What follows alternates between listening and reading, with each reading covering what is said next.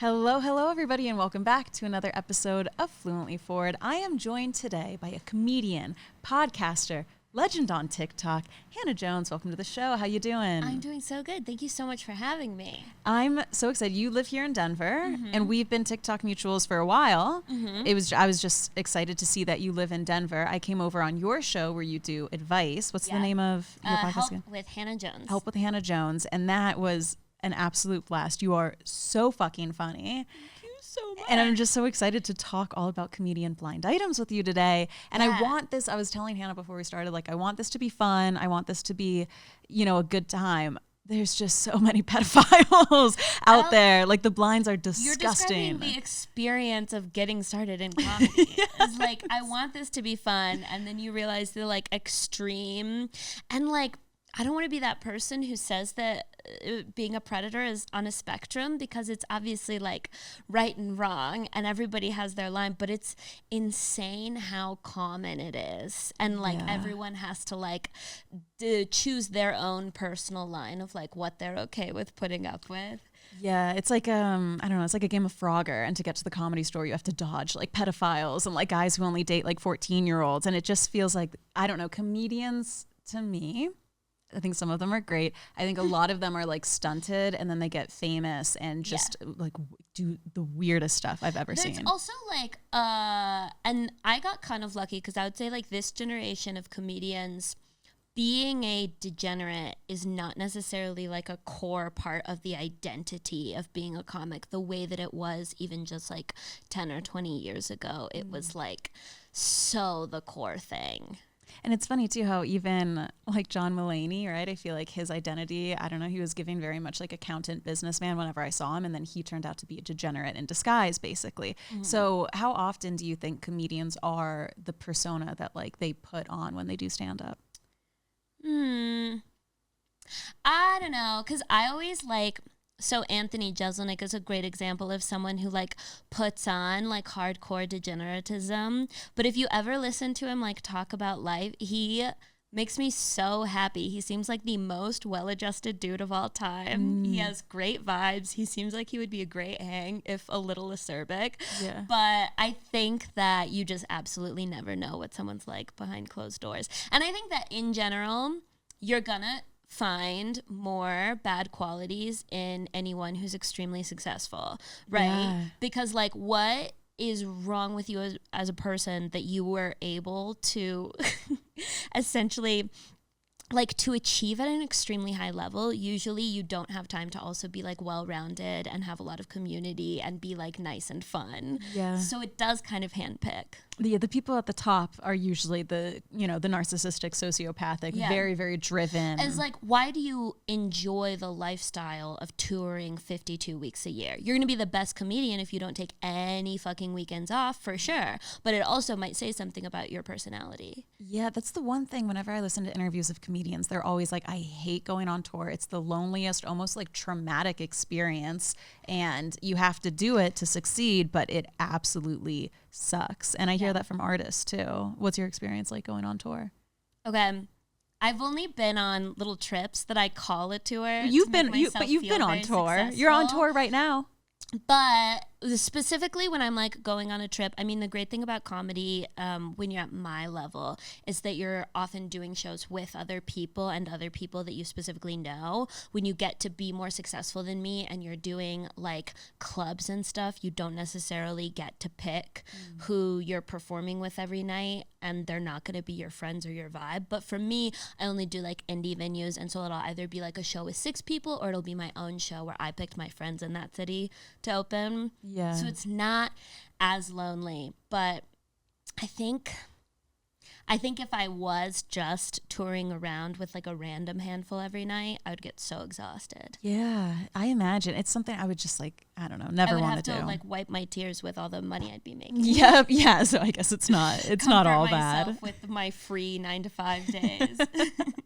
Now, who are some of your favorite comedians out there? Like anyone from SNL, any stand-ups, any people in movies that you're just like, these people are the number one to me? My all-time favorite is Maria Bamford. Okay. My favorite comedian that a lot of people that isn't a household name, shall we say, is Beth Stelling.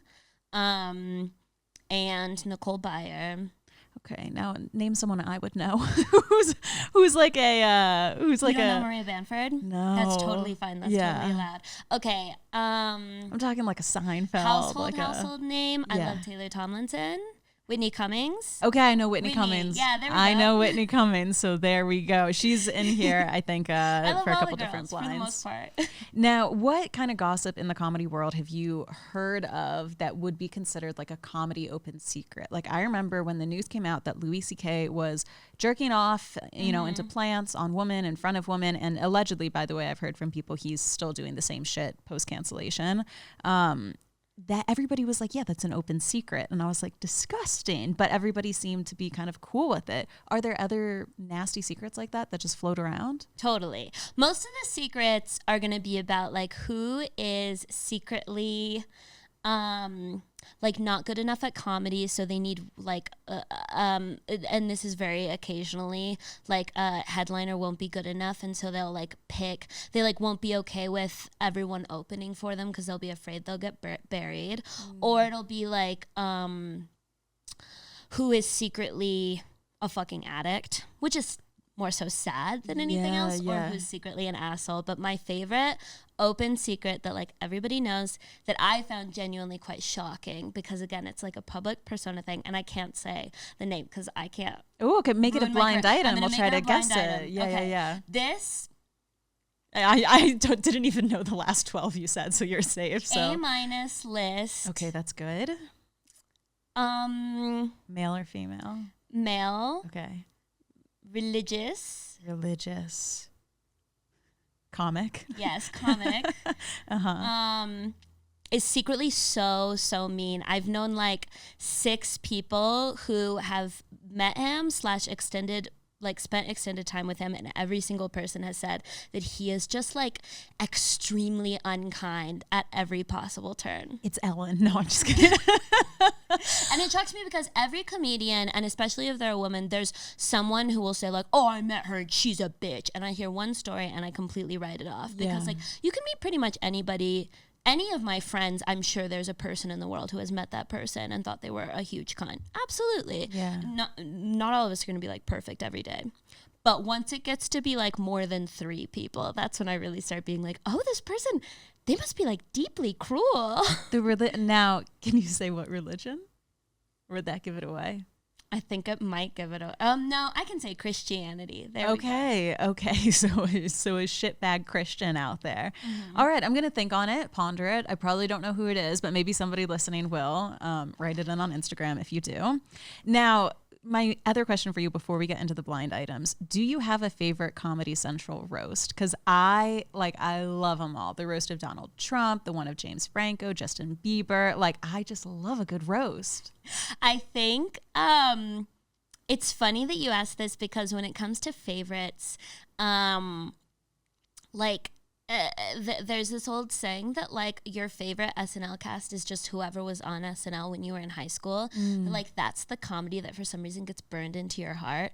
And so the only Comedy Central roast that immediately comes to mind as being a favorite is the roast of Justin Bieber. Yes. I feel like that's the one that I was exposed to when I was like ready to understand what a roast is. But I specifically remember that's the first time that I saw Natasha Leggero do like anything. Yes. And her joke about Kevin Hart going up on his wife is like one of my favorite roast jokes of all time, because I just like jokes that are shorter than you expect.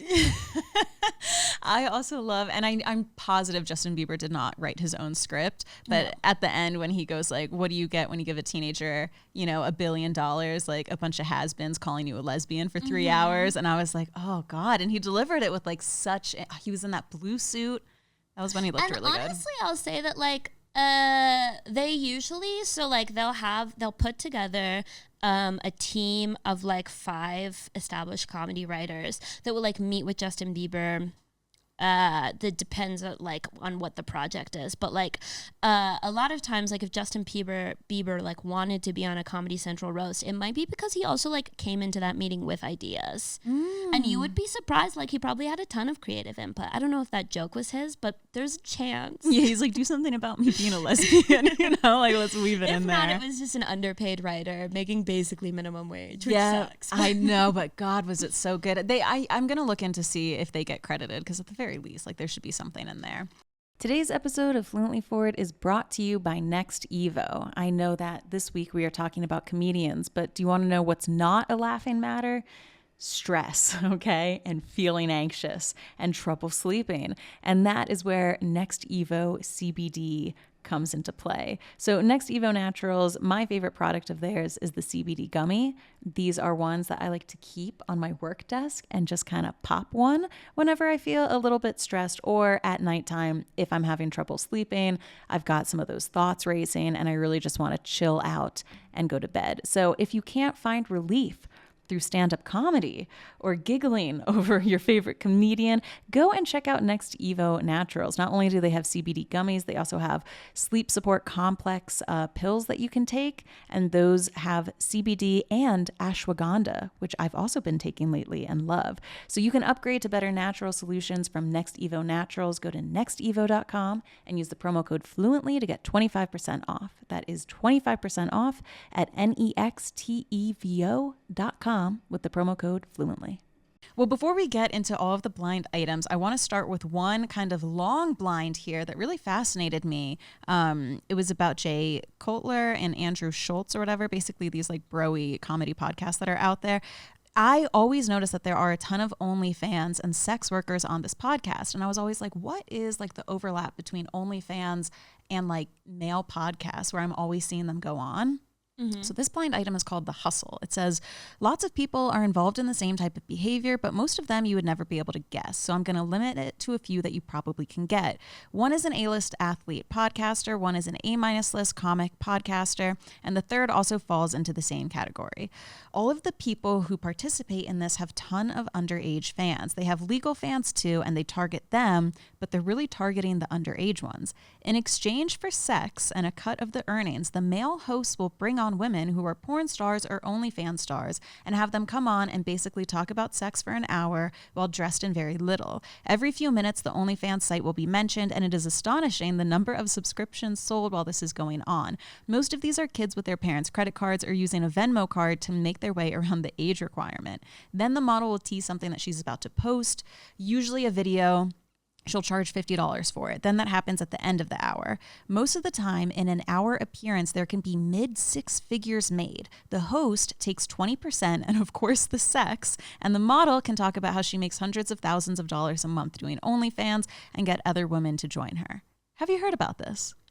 Okay, I feel like I understood that was the grift behind. I'll occasionally see TikToks and it'll be the beginning of a stitch, right? Because I'm not seeing the actual videos, but it'll be a podcast clip and there will be a line of 4 OnlyFans girls. I know that. I've seen the stitches. 2 conservative 4s in Iowa looking dudes are just asking them, what's your body count? Yeah, very pointed questions, and they always go super, super mega viral because, just putting beautiful people in your video makes it perform better. And obviously, the men aren't, they're no Matt Rife, they're not getting the views on their own. So I understood the grift. I never understood that perhaps they were trading sex for it. Yeah, or getting a cut of whatever profits they make on OnlyFans that day. Because I was always just thinking, I don't know, Adam22, I know he's not really a comedian, but he's always having those types of girls on. I see all of those TikTok videos and I was wondering why are all the OnlyFans girls going on?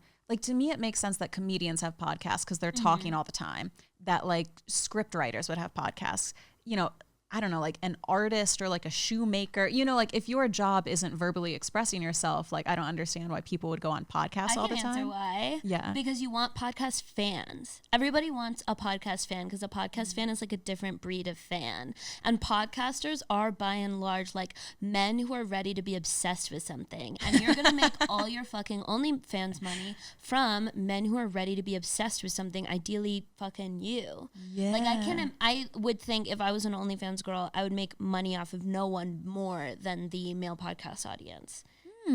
I guess that's how you have to think about it. See, I'm coming at it where like basically 98% of people who listen to this podcast are women for the most part. But I guess if I had to capture a male audience, I would go on like a bro-y podcast 100%. Yeah, well, and think about the fact that like they, like men, a lot of times, I'm generalizing men to be like the kind of like shitty objectifying ones. If they're like desperate for pussy, they are still gonna go out on a date with a girl, because it is still more fun to like have sex with a girl that you've like talked to for an hour, even if they're not the type of guy who's gonna listen to anything that she says. Like, I think it really builds into the fantasy that you've like heard her speak for an hour. You can picture her voice. I'm not gonna lie, I listened to, what's that girl who's obsessed with anal?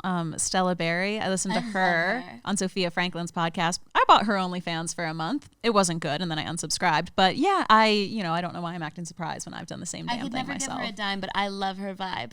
Yeah, her OnlyFans, I hate to say it, is trash. It's just not that good. It's the type of thing where they get you in with $10, and then to like actually watch a video, you have to pay $50. Yeah. And I was just so mad about being swindled that I like rage canceled. Because you don't get a ton of, like, they take such a huge cut of the membership fees. Do they? It's like Patreon or something. So you want to keep that amount low, but you make all your money off of the other stuff.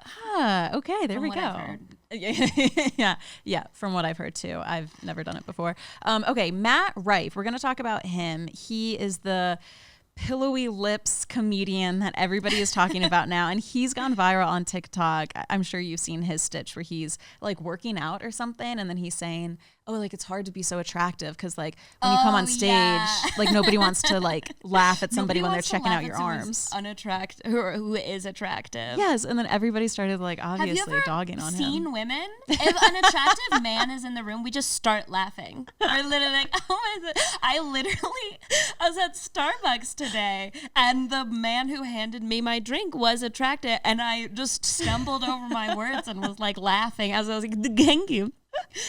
No, it's so it's true. It's so easy to get laughs. Like we might not chortle, but we'll giggle for sure because somebody's cute. It's like that article from The Atlantic that I couldn't read because it was behind the paywall. But or maybe it was The Economist, but it was talking about how like it's financially reasonable for women to want to be thin. Yes. Like it doesn't make me happy to say it, but it is like you make so much more money. People assume like the halo effect is 10 times more powerful than any like weird jealousy or objectification Matt Rife thinks that he's like receiving on stage. What's the halo effect? The halo effect is the term to describe how people who are more attractive by conventional beauty standards, obviously, are seen as nicer, more smarter. You're more likely to hire them. Whatever I've they heard. do, 100%. Did you ever read? We did this for our Patreon book club a couple months ago. The Pretties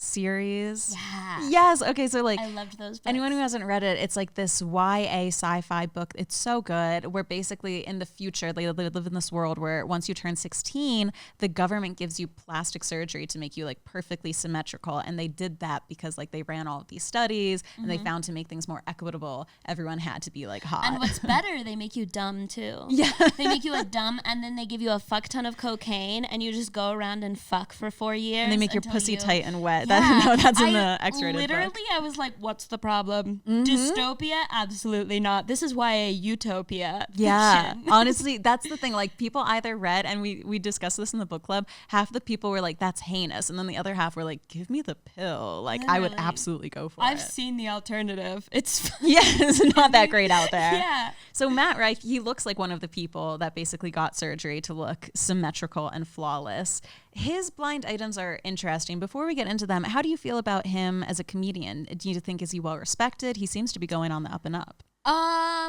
Okay, so I've heard so many comics talk shit about him, like they hate this dude. Are they just jealous of his arms? Well, they're obsessed with talking about how he's only successful because he's attractive, which I don't think is true, because I've never heard anyone knock his resume. Like if guys can't fucking hold up the time and can't put on a good show, comedians will say like, that guy doesn't have the time. Yeah.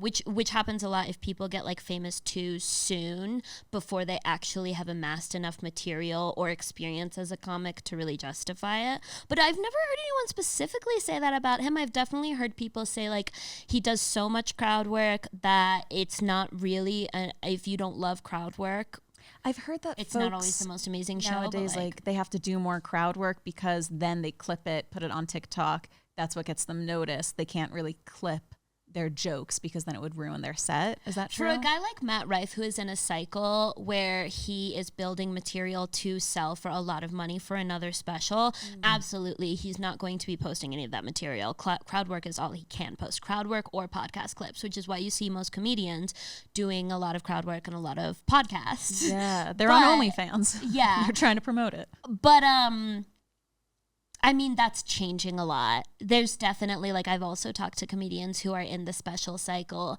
and maybe not as many people are paying attention to them. And they're like, yeah, I post the best joke I have. Yeah. And then if Netflix buys the special, I take the fucking joke down. Yeah. No Netflix exec is keeping track of my material and what's been seen and what hasn't been seen. And I think by and large, audiences have changed a lot where, like, if you tell a joke that they've heard, sometimes they like it and sometimes they want to hear your best jokes. But yeah, there's mixed opinions within the scene about everything. Okay, well, here are some of the blind items on Matt Rife, and I'm curious if you could see any of these being true. The first one says, the problem with this A-list comedian that women love is that he is addicted to getting fillers in his face, and at some point it is going to go horribly wrong. Do you think he's gotten work done? I think teeth, I think veneers that could have like changed his face, but he does. Old photos of him look like the photos of like a young Victoria's Secret model where like you can tell that she's like a gangly tomboy, but she's going to be beautiful with a little bit of work. I think that he has gotten work done in the sense that I think he has invested probably thousands of dollars in his appearance. I could see it potentially not being fillers, right? Okay. Like this is the Kim Kardashian thing. When Kim Kardashian got an x-ray of her butt and was like, see, no implants. And it's like, because no one knew what a BBL was back then. Oh, you think he's gotten some sort of like a ponytail face? Left. No, I think that he's probably gotten some Botox. I think he's gotten a really expensive skin treatments because acne doesn't just like vanish turn off just like that. Like I think that boy does skin care, and I think that the veneers gave him the jawline. And does he have lip fillers? I could see it go either way, especially or like the jaw fillers that they put right back here. But you can also get that look. I'm pretty sure there's a certain kind of Botox that you can put back here. And you can do masseter Botox that kind of slims your face. I could also see him too being on like those Red Pill Men forums where they're like, you chew this hard type of gum, or like there's a thing that like you put in your jaw and like Joe Rogan like chews on it to make your jaw big. I feel like also I bet he does steroids in the gym. Oh yeah, his body's like insane. Which is like the boy version of a BBL, right? Kind it's, like, of. Pretty dangerous and like kind of crazy that you would prioritize it that much, but also like, do you? And also it's way more common than you would think. Yes. Yeah. Now, he's dated some famous ladies. The first one is Lucy Hale from Pretty Little Liars and a bunch of Hallmark movies that have failed. Because they're the exact same kind of like Skechers ad pretty. Like they're the same brand of attractive where it's like certainly not my type, but like I can definitely see how people would find you hot. Dude, Skechers is so they're not serving free people. They're not giving runway. Yeah, they're serving this shoe burns more calories than any other shoe. Like the hottest person on the Disney Channel that then like graduated or something, you know? Okay, well, this rumor about Lucy Hale and Matt says this A-list actress was a hit on cable and crashed and burned on her latest projects when she was going to be the lead. She also said she never saw someone look in a mirror more than when she went out on a few dates with this stand-up comic. And I believe that. He's probably vain. Then, after Lucy Hale, he dated another actress named Jessica Lord. And this says, is it true that a certain popular with the ladies comedian and his current dancer actress girlfriend are represented by the same agent and are engaged in a PR relationship? Lots of tea about his constant hookups, influencers, actresses, and TikTok stars on the road. And since signing on to do a world tour, he seems to be cleaning up his image. She's also not working and not all that known. Her followers on social media have increased since being tied to him. Do you think he's faking relationships? So curious about PR relationships. I wish I like knew someone, because in the celebrity gossip community, everyone's like, yes, PR relationships are like super common. But no, they're doing it too much lately. Like, really? I mean, I think for sure, like the fact that like, you know, Kristen Stewart and Rob Pattinson date right when the movie comes out, and Vanessa Hudgens and Zac Efron date right when the movie come out, and every Spider-Man and every Mary Jane are dating right when the movie comes out. But it's always like, of course they are.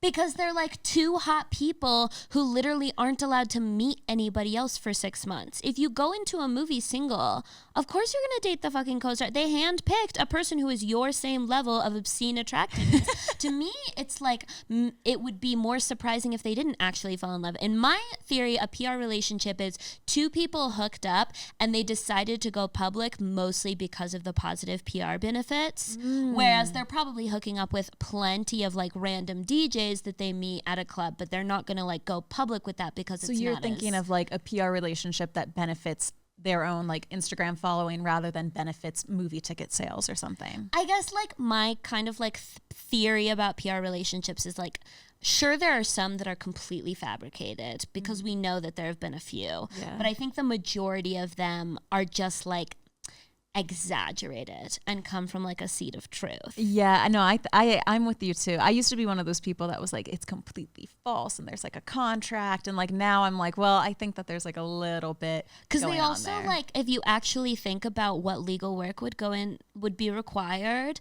to like support a PR relationship, it's like there's so many, they could never enforce that contract. That contract would be so fake and silly because if they tried to enforce it in a court, there would be ethical issues and it would be found out. So basically. I think most things that we think of as PR relationships are like they went public because they knew it'd be good. They were just hooking up. It was so casual. They broke up and they didn't go public with the breakup until they had a fucking reason to. And that's why I also think you see people hopping from relationship to relationship, but I think it's just because they don't go public with the breakup until it's convenient for them. Like how long were Taylor and Joe broken up before or anytime Tree like decided to go public? a celebrity divorces, right? And then they're like, oh my God, they're already in a relationship. And it's like, by the time the divorce was finalized, like there was a chance they could have been separated for a whole year before, you know, but people don't really think on that timeline. 6 months. Yeah. Yeah. So, I mean, I'm with you. Okay. So we think maybe he hooked up with Jessica Lord, but it wasn't like a contractual PR relationship. That's my theory. Now this one, it wouldn't be a blind item episode until we got to this one. He's closeted, basically. I don't know. I think that's true. If you're that fucking attractive, you're probably pansexual and you're hooking up with everyone, but I don't think he's gay. I don't think based on his career in comedy, because usually bi men aren't funny. Are milking it for spots. Oh. They want to be on all the queer shows. So I think that if he was gay, he would have been out as bi. Yeah. And you know what? I'm sure if he even kissed a guy once, he would have been like, put me in the circuit. You know, like I can talk about the gay experience. Absolutely. It's not the same year as it once was. He's gaining nothing by being straight. Yeah. Okay. That's a good point. Today's episode is brought to you by Boll and Branch. I've been using their bed sheets lately, and you can probably tell because in about, I'd say maybe 60% of all of my TikTok videos, I'm making them in bed, and maybe that's because the sheets are so comfortable. So if you see any of those videos, those are the natural color sheets behind me, and I have just been absolutely loving having the sheets on my bed. So Boll and Branch is different because they make soft, luxurious sheets, but they don't have any toxins or any harsh chemicals. And something that's great about the Boll and Branch sheets is that they actually get softer and softer with every wash, which is kind of the opposite of what a lot of my clothing and other bed sheets have done in the past. So I love investing in good, high quality essentials, and Boll and Branch is just absolutely fantastic. They feel like butter. They're very, very breathable from night one. It makes me very pumped to go to bed. So if you want to sleep better at night with Boll and Branch sheets, you can get 15% off your first order. Use promo code FLUENTLY at bollandbranch.com. That's Boll and Branch, BOLLAND branch.com with the promo code FLUENTLY. Exclusions apply. See site for details. Now, Eric Andre, what are your thoughts on him? I wish the show Don't Trust the Bee in Apartment 23 was still on because I thought he was great in it. He sometimes terrifies me, but I also think he's hilarious. I like Tim and Eric, but then I heard that during his own live shows, he gets fully naked. And I'm sure that like nudity is like so funny in the right context, but for me personally, I don't want to see a comedian naked ever. When I was like out of college, I was planning my sister's bachelorette party, and it was the first bachelorette party I'd ever done, and I got a stripper off of Craigslist to come, and it was great. He was like a firefighter. We planned this whole thing. We're the drunkest girl at the party. We acted like she started a fire in the kitchen, and when we were freaking out, my sister was like, "What?" And then we had him come in through the back door and say, like, "Anyone need a hose?" Wait, that's so good. It was fun. I think the best surprises come when there's an element of like, "Oh fuck," before, and then you get surprised, so it's even better. I love the contrast between that and like if a dude hires a stripper for a bachelor party, it's probably just like all the dudes are sitting around passing a bong, and she's like, "Did someone order a nurse?" And they're like, "No." "Oh, that's a stripper. Take your clothes off." Yes. And you were like, okay, narrative, no plot holes. There has to be a story, you know? I want it to mean something. But he started dancing for us, and he ended up getting fully naked, and this was the first time I'd ever hired a stripper, and like did this thing where like his wang went like up and down, and we had to like throw necklaces on it. But it was the type of thing too where I was like, wait, I'm not like, you're playing horseshoes? Yeah, we played horseshoes. Ring toss? Yeah, with his dick basically. Anyway, it was a fun party, but I was also like, afterwards I'm asking him like, this is my first one, like, do they all get naked? And everyone was like, Shannon, no, like, you got a Craigslist stripper who like put his dick like inches from our face. And let me tell you, like, it did feel uncomfy. Like, you want the little piece of cotton. It just makes you feel better. Like, full nudity, like, is a little bit uncomfortable. It's so uncomfortable. I hate it. I don't think it's funny at all. Yeah. Because you have to be, I don't know, a little bit hammered. Anyway, so Eric Andre, these blinds are about him dating Emily Ratajkowski. There was one that says this comic, whatever, popped multiple edibles and was vaping nonstop on his most recent date with the model. Multiple edibles is insane. Multiple edibles? No, it's not insane. You haven't met comics. Really? I know so many comics that will go. It's absolutely fucking insane. I once was at a comedy festival and a comic like came in late, did a shot at like 3 p.m. and was like, okay, I'm going to go nap in my car. Took a 2-hour nap. Then took, I want to say, like 20 milligrams worth of edibles right before his set. And not right before, like right with time for it to kick in before his set, because that's like baseline for him. Oh my God. That's you know what I do? I split a 2 milligram in half and it sends me to the moon every night. I really can't fathom that. Yeah, I once fainted from a 5 milligram edible. Yeah, me too. Like 20, Really?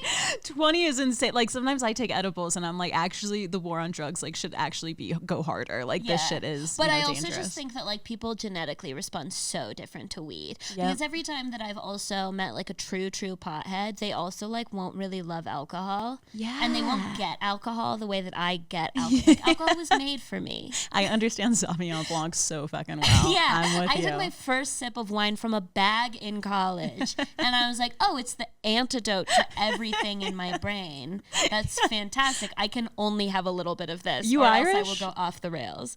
Yes. Okay, yeah. I know, just sometimes you have a drink and you're just like, oh, it's like solution So juice, I think, you like, know? some people take an edible, and that's what they feel like. Yeah, interesting. We'll have to trace it back. There was also one that said Eric Andre wanted sex as a part of the deal with Emily Ratajkowski, which she said crossed a line. So I think that's kind of trying to allege to some sort of PR thing. I love the idea that like it's a secret that Eric Andre wanted to fuck Emily Emrata. Ratajkowski. It's like, okay, get in line. I do too. I would also ask It's to a have blind. sex It's with her alleged. if I was ever in the same room Yeah, with it's like, her. no, that's a fucking fact, you know? I will say the picture of them on Valentine's Day, do you remember it? They were both like naked in his apartment and she put a picture on Instagram. It was the most disgusting picture I've ever seen in my life. And I'm trying to be sex positive, but feel the like apartment. I can understand that the background was that they were hanging. Maybe they fooled around a little bit. Maybe they didn't. Mm-hmm. They were hanging, and like she definitely is like switching up her brand and wants to be perceived as like a cool our high level culture, and like weirdly enough I think he is associated with that because he's such a like cool absurdist weird dude. And she was like, yeah, absolutely. 2 people famously have been seen naked by a lot of people. Like, that's true. They could bond over like that, the you know? only thing they have in common is actually that a lot of people have seen them naked. I always say me and Elon Musk would actually get along so well because we've both gotten cosmetic work done, and I just feel like we could actually bond over it, like being vain enough to go under the knife, and like we could talk about it, you know? Yeah. Okay, Bobby Lee, we were talking about this one. His blind item is basically, I don't think a lot of people know that years ago he went on, what was it, a podcast, right? No, I think it was radio to promote a show. Oh, if okay. I remember correctly, because I listened to the clip today when you sent it, because I had heard nothing about this. Yeah, and I'm surprised you hadn't because, like, so Bobby Lee, I thought he was so funny. Like, I listened to, what was it called? Tiger Belly? Tiger Belly. And I love Kalila. Yes, I think she's so great, so beautiful. As of now, I don't know if she... Oh, yeah, but apparently they've broken anyone up, right? you could just find out about something horrible. Yeah, I'm like, tomorrow. oh, she's also a pedophile now. Nothing bad about her yet, but Bobby Lee, he told this story basically about how he went down to Tijuana, Mexico, and he was soliciting a prostitute, and it was a child who did not want to have sex with him, and he had sex with her, and she was crying during it, and that was the story that he told of raping a kid. And he was trying to spin it as like a bit, and then people go back and forth on like, was it a joke? Was it not? Did it actually happen? It was the most disgusting thing I've ever heard. Yeah, it was baseline disgusting that he thought that was like a funny, cool story to tell. The way that he told it, he was like, we didn't know how old they were. And then he was really emphasizing the fact that she looked like a kid, which is like so sad. I could, unfortunately, very much believe that it was something that never fucking happened, but that he genuinely thought would be like so funny and edgy to tell as a story, because that is how some comedians are for sure. Yeah. It bummed me out. Me It bummed too. me the fuck And like, out. here's the thing, like sometimes dark humor is funny. It wasn't even fucking funny. Like there was no, it was just like nasty listening to it. But anyway, he obviously is in the reboot of And Just Like That. So this blind item says, the former late night actor is once again reminding the world that he cannot be canceled. He thinks that because he wasn't canceled the first time he mentioned he raped a little girl in Mexico, that nothing will happen to him now if he mentions it again. I wonder what the cast of the rebooted iconic HBO show think about him being on the show almost every episode. Do they have a comment? Were you surprised to see him on And Just Like That? No, I'll be honest. I didn't see him on Okay, you weren't and Just watching. Like That. Yeah. But also straight up, he can't be canceled, because the only reason that HBO would do anything is if they believed this specific story was going to significantly affect viewership of that specific show. And there's no way that it would, because that show's viewership is by and large old as fuck, and has never heard of Bobby Lee, and aren't going to see any headlines about Bobby Lee. I'm not sure that they have like name recognition for him in that show, right? Because they're Sex and the City fans. They're like older women. And Bobby Lee's fan base is not going to stop buying tickets to his shows because of this story. So like, who would he be canceled by? And that's how it is for most comics. I mean, like in general, most people cannot be canceled because there are 15,000 million individual gatekeepers who get to make up their own opinion about anything bad that you do. Like the theory of cancellation is a fiction that was invented by people who were experiencing a PR nightmare. Yeah. And they created this counter narrative that cancellation was ruining people's lives commonly. And that's just like not ever happened. Show me one example of a powerful person who got successfully, straight up, hugely canceled, as in don't have a career anymore at all, like are homeless or whatever. Like the only people are the ones who went to jail in the criminal system. Yeah. Everyone else is still working. Yeah. Maybe they're not as famous as they were before, but as long as they don't have crazy IRS debt, they'll be literally fine. Yeah. And I mean, But that's like half the people on this list The too, people right? who usually do suffer like a true cancellation are people who work in normal jobs and have like the book So You've Been Publicly Shamed by John Ronson. It's a great fantastic. book. Yeah. And I remember what he talked about was that like the only real examples of public shaming that had like insane effects on people's lives tended to be the regular everyday Joe who had a tweet be taken wildly out of context and lost their fucking job in a sensitive industry.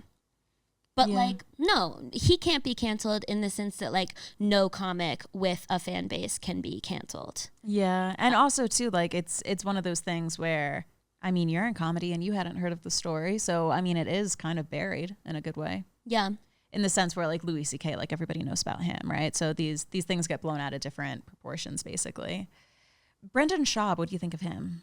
Every single comedian that I've ever heard talked about him just talk nonstop about how much they hate him. Okay, yeah. So it's He like seems generally comedians disliked. in general have like a are all on the same page. Okay, there's 2 lines about him here. One's the A-list comedian / accused joke stealer has a new wave of accusations from multiple women who say he sexually assaulted them. He laughs it off like it's no big deal. That's worse than what I've just heard he's Yeah, you're like, I just heard he was a dick and not that he was a predator. And then there was this one about him and Whitney Cummings. It says this female A- list stand-up comic says she spent years getting groped and harassed, and then she started hooking up with the UFC guy. He had words with every single male comic who ever touched or harassed the comic, and she has been left alone ever since. And that was Brendan Schaub?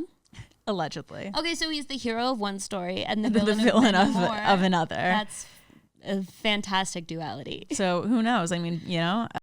Today's episode of Fluently Forward is brought to you by Pair, a fantastic new sponsor here on the show. They make these fantastic eyewear pieces that are customizable and can be easily changed. So let's say you've got prescription glasses on, but you want to, boom, slap on some lenses for the sun, or maybe you want to change your look. They have such a wide variety of customizable options on their website. I personally am rocking the tortoise outer shell and then the green lenses from them. I feel like that's kind of like old school 90s. I like it. They also have such a wide variety of different like wide base frames. So if you want to match your sunglasses or your regular glasses to your face shape, do you have a thin head? Do you have a wide head? I personally have both the women's sunglasses and then also the kids' ones, okay? Because I have, I've got a little bit of a weird shaped head, but they have everything that you could possibly need on there. So if you want to change some things up this season and get some new frames from Pair Eyewear, you can go to paireyewear.com/fluently and get 15% off of your first pair. That's Pair, P-A-I-R, eyewear.com/fluently. Chris D'Elia. Sick. I just feel like there have been so many. I also find it wild that he was in the show You, playing like a sexual predator, and then it came out that it was like, hey, this guy's like a sexual predator. And also I thought it was so interesting that he was like Justin Bieber's like best friend, and like Justin Bieber's like, you're my #1 comic, like on speed dial. Very fascinating. What have you heard about him other than obviously all of the sexual assault allegations? I actually don't know that I've ever met anyone who's worked with him. Oh, okay. So I haven't heard much, just the sexual assault allegations. I don't know anyone who's like, God, that guy's funny.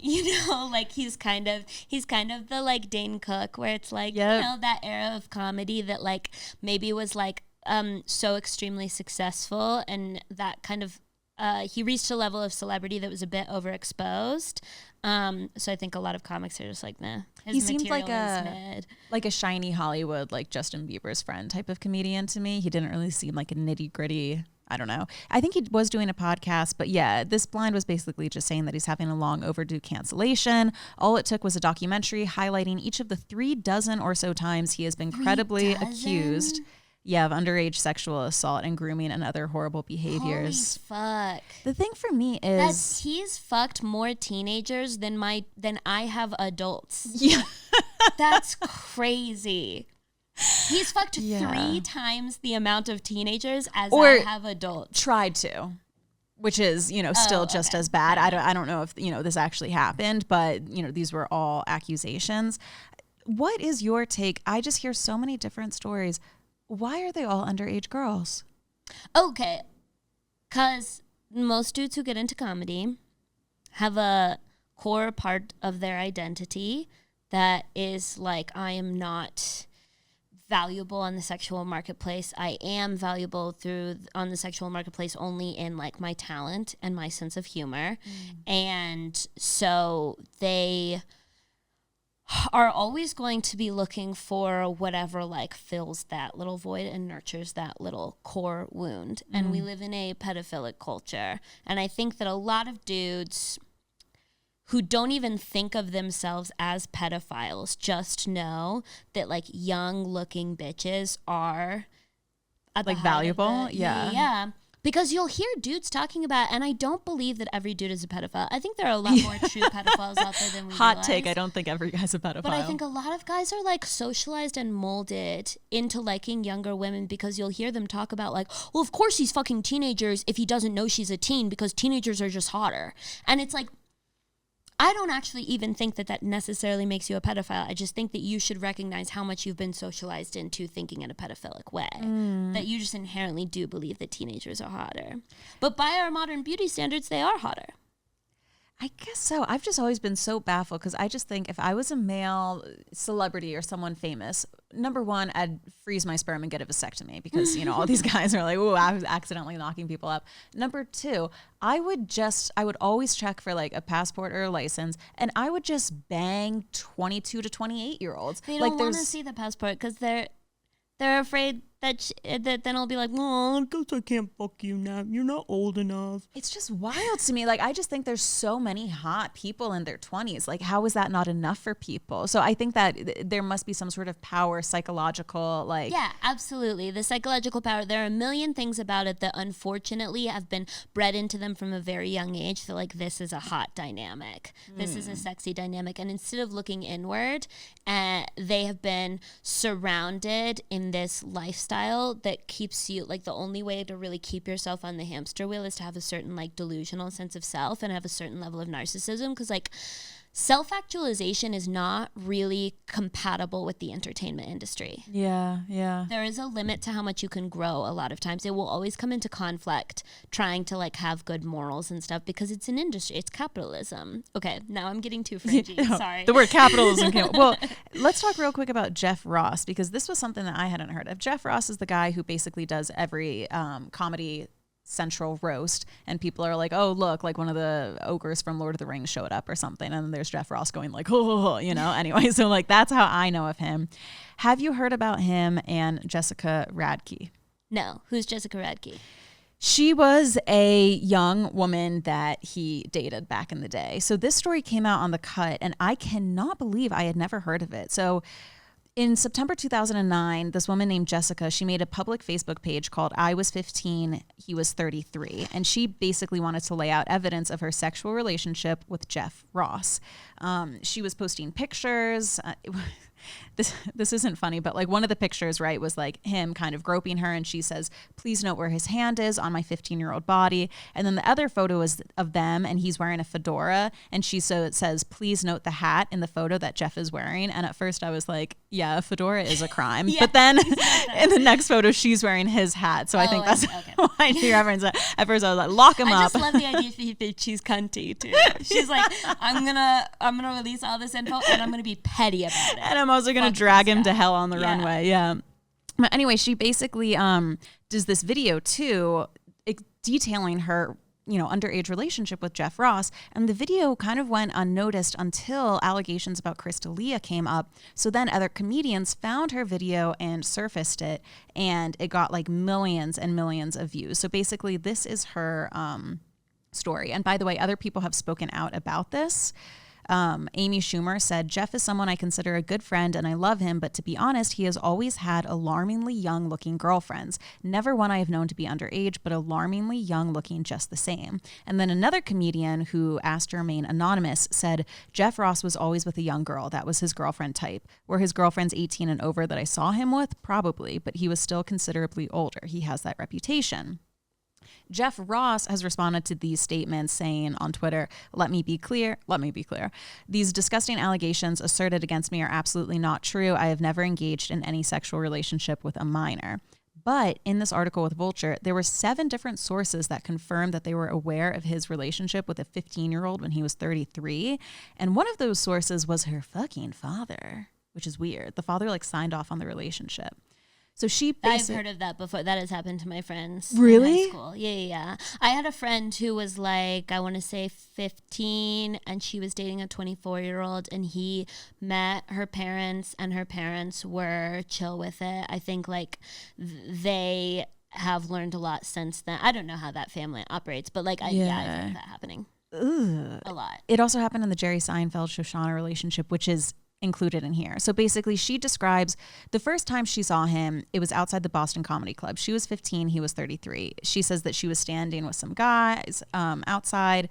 He walks up. She made a comment because he winked at her. She made a comment to her friend being like, oh, wow, like, look at him, like Jeff Ross. And the friend goes, oh, you think he's cute? He's She's like, no, but he's very rich. Yeah, he winked at me. She goes, he's really funny. He's one of the good ones. I'll give you his number. So then she's walking upstairs to her home like the next night, and he called her cell phone, Jeff Ross did. He says, can you meet me outside of my apartment? And then he said, is it okay if I ask your dad if it's okay that you come to the city tonight? It'll be really cool. Maybe we could go to the Comedy Cellar, or we could go somewhere and have coffee. And then Jessica said, yeah, I'd love that. And he goes, do you want me to be your boyfriend? So already he's on the phone with a 15-year-old girl, like asking her out, whatever. According to Jessica, she went to go meet him outside of his apartment, and he said that he had forgotten his credit card. So they never even went out to get like coffee or go to the Comedy Cellar. Instead, they went up to his place. She thought they were getting his wallet. She says, in the elevator, I attacked him. I started trying to kiss him, and he goes, whoa, whoa, whoa, there's cameras. Not like you're 15, get off of me, but there's cameras. So anyway, that first night they enter his apartment, allegedly. She described it as filthy with South Park stuff and the Man Show shit all over the place. Have you heard of Jimmy Kimmel's The Man Show? No. It was like this show he did back in the day that was like very sexist, basically just being like, we're men, we like boobs. And he was like, we're making fun of guys who do stuff like that. But then they would do like all of this like nasty shit to women and be like, it's parody, you know? And it's like, oh, not really, but whatever. So Jessica then alleges that they instantly started making out. She then performed oral sex on Ross, and they had unprotected sex, after which he told her she had to leave. She says, I'd felt like I'd won. I felt very, okay, cool. Like if I never saw him again, cool. She recalls, he just kept saying, I can't believe you're only 15. I can't believe it. And then he gave her a hat as a parting gift on the way out. So Not then the fedora. the horrible haunted fedora. So then they kind of start this relationship where he would call cars for her to like come over, have sex, and then he would send her home. Then later on, he lets her spend the night. The father confirms the location of his apartment, saying that he had been there once or twice while his daughter was there. Jessica remembers Ross buying her Betsy Johnson dresses and lingerie, always in white, and taking explicit Polaroids of her. She says he would have a preference that I shave my vagina completely off. He was very mad whenever I wore red lipstick or really dark makeup. He didn't like it if I looked too grown up or too hoary. He liked that I was innocent, and she said they had a lot of unprotected sex during their relationship. So then between 1999 and 2001, they're dating. She says that he keeps various measures to keep their relationships under wraps. He asked me to walk to the other side of the street if we ever left home together. She notes that he was obsessed with the story of Shoshana Lonstein and Jerry Seinfeld. Do you remember that relationship, that Jerry Seinfeld? I remember it as Jerry Seinfeld dated a 17-year-old. Yeah, she was still in high school. That makes sense. Anyway, that's very 90s of him. So that was like another comedian relationship. Jerry was 38 and Shoshana was 17 when they met. And apparently Jeff Ross was obsessed with the book Lolita. So the relationship finally ends. You know, they're traveling together, all of this stuff. They're back at his apartment on Mercer Street in New York, and they're packing up boxes because he's about to move. And she alleges that she's packing books, and she pulls out of books and Polaroids fall out. And she goes, oh, these are like the dirty Polaroids of me. But when she turned the photos over, it wasn't of women. It was of kids without any pubic hair. So she was horrified by the photos. She confronted him and she said, who the fuck are these? And she said that Jeff Ross, take a guess. What do you think he said? This is so fucking classic. What? I have no guess, dude. He said, like, put yourself in the mindset. Okay, he said, I was just holding on to these for a friend. Which is just like, you've got to be kidding me. I'm sorry, he doesn't deserve another laugh from the book. That's so funny. Isn't that awful? So anyway, so then she left, never talked to him again. So this was all done. There was an article in Vulture. There was an article in The Cut. And I can't believe I hadn't heard of any of this. Had you? No, me either. Death but to I Jeff don't Ross. think of him as like an A-list. Yeah, think of him as like a C-list. I don't know. But he's in Hollywood movies. He's always on the comedy roast. Like, he's sitting up there. I just think that's so fucking sick. But that's the thing, is that like you have to think about the fact that like Jerry Seinfeld did that, fucking Elvis did that, like all of the producers in that era of like entertainment were also like, that's why people are like shocked that stuff gets buried. They like think that when stuff like this comes to light, a person will like vanish from the public eye. And it's like, no, you don't realize that like all the nameless faces behind it, like that behavior wasn't just a few unconnected random entertainers. That like was the culture. And that's why they won't get fired. And that's why they'll still have projects, because all of those guys who haven't been caught or just didn't do anything quite as bad are still like in the industry. Yeah, I mean, just Jerry Seinfeld was doing it, and there were so many quotes of, I mean, the same quotes with Jerry Seinfeld and his girlfriend are the same with Jeff and his, which is people saying, well, she looks young, but I'm sure she's 18 or over. And yeah, he's known for dating younger girls, but it's totally fine. So all of these people are kind of signing off on it. Yeah. I mean, if their parents sign off on it, a lot of times the age of consent in a lot of states is still 16. That was the case in North Carolina with my friend. God, that just like turns my stomach. Anyway, we obviously big enemy of the show, Jeffrey Epstein. We're now adding Jeff Ross as an enemy of the show. Friend of the yeah. Enemy of the pod. Enemy of the pod. That's so great. Yeah. So Jeff Ross, slide in if you have anything on him, because I'm ready to make some TikToks. You only have 2 enemies and they're both named Jeff? Yeah, Jeff, we fucking hate Jeffy boys over here. I'm so sorry if your name is Jeff. Enemy of the pod. Okay, let's move on to something a little bit lighter. Bill Cosby. No, I'm just kidding. We'll do Leslie Jones. That is such a bummer. I did make a lot of jokes about that. That was the first time that I had, and that was an incredibly detailed report, and that is like so sad. It's incredibly sad. And I don't have like better words beyond that is sad. That is so common in the industry. Yeah. So anyway, everybody let us know what you've heard about Jeff Ross, because I'm ready to talk about him. Leslie Jones, I fucking love her like Game of Thrones recaps that she used to do on SNL. This was an interesting one because I feel like it's kind of like comedian politics. It says the former late night actress who is beloved on social media ticked off her fellow comedians again this week. She has been in this spot before for pushing aside other comics for her own needs. This week she was supposed to stop after 5 minutes because everyone only gets 5 minutes. She took almost 30. She is running out of friends in the industry. Have you heard of her having a reputation for like going over? This sounds like a non-comic, because like I think probably what happened was that there was a show where everyone gets 5 minutes and Leslie fucking Jones dropped by. Yeah, I was going to say she'd get more than 5. However much fucking time she wants. It's Leslie fucking Jones. And all the comics were in the back like, God damn it. And like we do that too when like a famous person comes through or like bumps you or is just going way too long. If I'm hosting for somebody at Comedy Works and for the Late Show they decide to go way fucking over and I'm like, I want to go fucking home. I want to eat ice cream. This sucks. But I don't think she's making any enemies over a 30-minute set that was supposed to be 5 minutes. Dane Cook goes to the Comedy Store and is supposed to have a 10-minute set and does like 2 fucking hours. That's what I was gonna say. It was like 5 minutes for Leslie Jones is like a TikTok video. But that's not like it's not like someone like was her friend in comedy and is like, that just crossed a line for me. It's like, no, you get to a certain level of success and you get to do however much time you want on like random shows like that. I would assume it was just like a club that she drops into pretty regularly, like in New York. And no one's deliberately. I haven't heard anything about her. I don't know anybody who's worked with her. So she doesn't have a reputation for like always going long or something. She might be the Dane Cook of New York, the moderate Dane Cook. Because remember, Dane Cook, 2 hours is so different from 30 minutes. 30 minutes is like still within the same show. 2 hours is like you just fucked the whole night. Yeah. Can we do Dane Cook real quick? Because I hate to say it, I think Dane Cook. Speaking of someone with tiny, young fucking girlfriends. Yes, he has. Okay, so what was this? His girlfriend's name is Kelsey Taylor. They are now engaged. I don't know if they've gotten married yet, but I know for sure that they were engaged. He basically says that he met his girlfriend the day after she turned 18, which is giving Jeff Ross's I was holding on to the Polaroids for a friend. Like, come on. The day after 18 is so funny. It's so funny. They are a comedian is their best joke yet. It's just like wild to me. Anyway, so she was 18 and he was 45 at the time, which is insane.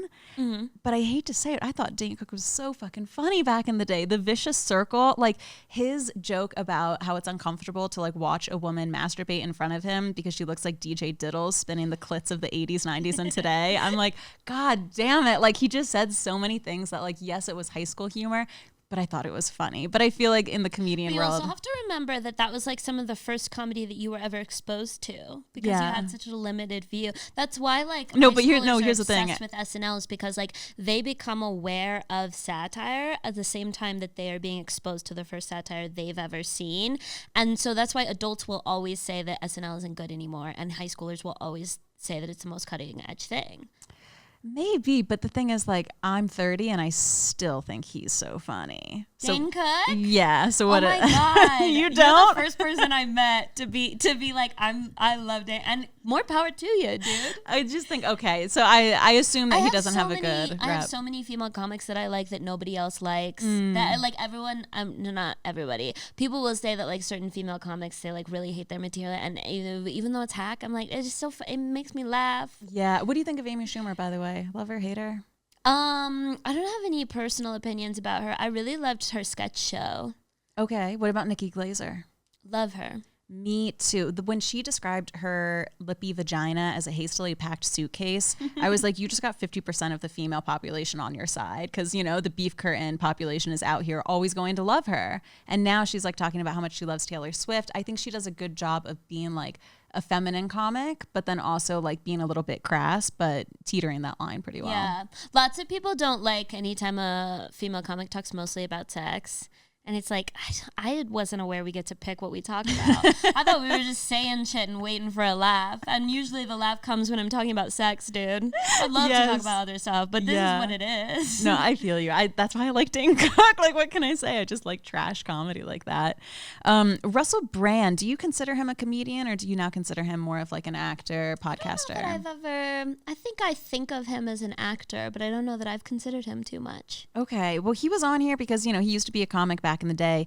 Have you listened to his podcast now? He kind of has like a Joe Rogan-y type of like podcast that he does. Oh, I've been taking testosterone. Or is that a fucking Australian?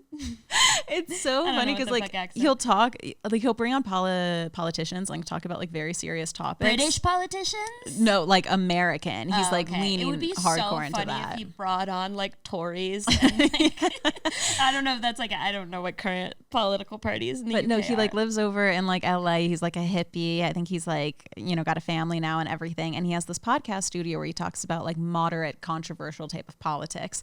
So this blind item here was basically saying that he was paid for a recent interview he did with a very high profile guest. I think he had on Ron DeSantis. Have you heard of comedians getting paid to have people on? Because like it's a big platform to come on to. Not surprising at all. It's not for you. Okay. No, I mean, I imagine that's what's happening with like, well, maybe not Call Her Daddy because they probably benefit equally, but yeah, that wouldn't be surprising to me at all. I've heard of people paying to go on Call Her Daddy. Really? Yeah. Who? I don't know anyone in specific, but I know that like for it's sure. A PR. Some podcasts are like all about the content, and then some podcasts, and you can really clearly tell the difference. And some podcasts are like a PR factory. Like it feels almost like the PR agency set up the podcast 100% to like run all their people. Like all through, of the like, a washing questions for machine. Call Her Daddy are sent through beforehand and then approved, and it's just like a complete inauthentic and they're like, factory. Where were you born? And they're like Hinge questions, basically. They're like, mountains or the lake, if you know? you had to be one type of pasta shape, what would you be? But then it's Alex Cooper being like anal or missionary, you know? Yeah. And like even that, it's like even with the sex, it doesn't get deep. Okay, let's do two last folks here. Louis C.K., what are your thoughts on him? Obviously, right, it came out that he was a serial masturbator, basically. And I have just heard from so many different people that he is still jerking off. You're it's like he's kidding. obsessed with it. Really? Yeah. Yeah, you haven't heard that? No, because honestly, like Louis C.K. is one of those people where, so in comedy, everyone has their own personal line for many different things, like who would I book, who would I work with, what clubs will I work, for what reasons, and everybody gets to come up with their own like moral code. And like I only really think about it if someone's drastically different than mine, but like I know like a lot of people in comedy like still work with him, and so I think that the people who work with him are usually like not as super like loud about working with him, which is like so funny because I'm like justice obsessed, so I'm like, say it with your chest. You know, I'll respect you more if you're like fucking Tyrion Lannister, you know? Just Yeah. like be who you are. You mean Tywin? No, Tyrion. Oh, okay. Like I love Tyrion Lannister because he's just like extremely consistent ethics. Okay, Tyrion. God, I fucking hated him at the end. I'm like still mad about Game of Thrones. Okay, but It I've could, only set seen the me show, off. not the books. So Okay. No, But yeah. I know a lot of people work with him, but I think that those people like wouldn't talk about working with him to someone like me, probably, because they would probably know that that would bum me out. Okay, so you haven't heard the rumor that he's still jerking off in front of people? No, I haven't. Well, this was an interesting blind item. It says, But I don't think he could. I guess. Have you ever seen the movie Double Jeopardy? no. Okay, so there's this woman and her husband frames her for killing him, and she goes to jail because she's like toxic. It's very Gone Girl. He frames her for killing him, and she goes to jail and she serves her sentence and gets out of jail. And it turns out that he just ditched his identity and is like living a great life somewhere else. So then the rest of the movie is she goes and fucking murders him, because even if the cops get there and see that she murders him, you can't legally Send her back. You can't be guilty of the same crime twice. Okay. So she's already served her sentence for murdering him. So she can just like murder him and there will be no consequences even if they find out. And That's why he's jerking off? If I was Louis C.K., of course I'd keep jerking off in front of people. What are they going to do? Say that I jerked off in front of people? Everyone's going to be like, no, you're talking about an old article. It would be weirder if he didn't. Yeah, if instead he started like fingering his butthole, then people would be like, wait, that's new, we don't like it. He's made it pretty clear that he has no real intention of like going through this like insane like I'm sorry growth thing. Like he's just like doubled down. So like this is doubling down for him. Yeah, now he jerks off with both hands. And he holds his balls with the other.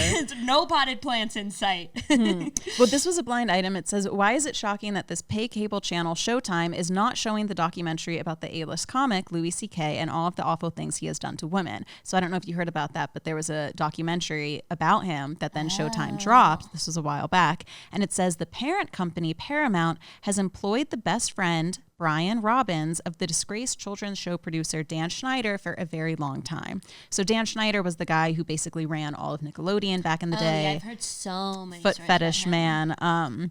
And also just like things in plain sight. Yeah. So apparently his friend, Brian Robbins, works high up at Paramount, and he was the one that was giving Louis C.K. a pass. So it really is this like protection circle that like goes on up at the top, which is wild to me. Now, very last one for you. Friend of the pod, Conan O'Brien. He's the patron saint of Fluently Forward. What do you think of him? If you say anything bad, I can't air this. I think he's adorable. Isn't he? He was one of the comics that I was exposed to when I was in high school. So, and it was like the first time seeing like political satire. And I was like, oh my God, that's so fucking cool. And then I heard the story about how during the first writer's strike, didn't he like pay all of his writers? Yes, out of his own pocket. And then they made him go back on the show because I think he had to employ his like production staff, but not the writers. So he just did all of these gags where he would like spin his wedding ring and do like random shit basically to prove that a show isn't good without writers. Yeah, that's so fucking cool with him. I mean, like, what is the point of getting incredibly successful if you can't also like create a legacy of like what you stand for and stuff like that? I think he's great. Would you hit? Yeah, I remember one of my favorite movies of all time is the rom-com. I think this is peak rom-com. Some people would call it Crazy Happy. Stupid Love. Favorite rom-com of all time, easy peasy. It's that genre done as well as it could ever be done. Yeah. And in it they have the conversation where they're talking about fucking Conan Ginger Junk O'Brien. I just think he's so hot. And that scene of Emma Stone and Ryan Reynolds, every time they're in a movie in a different decade, they just, oh God, the chemistry is off the charts. I wouldn't say that I like find Conan genuinely attractive, but I have a kind of personality where I could like get it up for anybody who's like truly good at what they do. Yes. I'm with you. And also like we're probably related to him somehow, going back to the Irish and the drinking thing. So I'm not sexually attracted to him, but I would hit. Yeah, absolutely. Hannah, thank you so much for coming on. Let everybody know if they want to see you, because I know that you say that you're just traveling, but you are on tour and you are doing different shows. And if anybody wants to check you out, your handle is Hannah Jones Cool everywhere. Tell people about what you have going on. Yeah, it's Hannah Jones Cool. I have a podcast, which is a great way to see more of what I'm like. I have a lot of videos. And then if you like me and you want to see me live, I will be in Chicago. That's the show that I'm really pushing really hard right now because it's selling a little slower than expected. Chicago, October 6th. If you liked me on this episode and you don't live in Chicago, just send that info. Send one of my reels to a friend who's in Chicago. That would be so cool. October 6th. You can find me everywhere at Hannah Jones Cool. And you're a great follow on TikTok. I love everything Thank you you have to so say on much. there. Thank you so much for coming on. You know, for a comedian episode, it was very pedophile-y, but you know, the blinds are... That does not surprise me. The blinds are what they are. So thank you everyone for tuning in, and we will see you next week for a lighter episode of non-pedophilic gossip of Fluently Forward. Bye guys.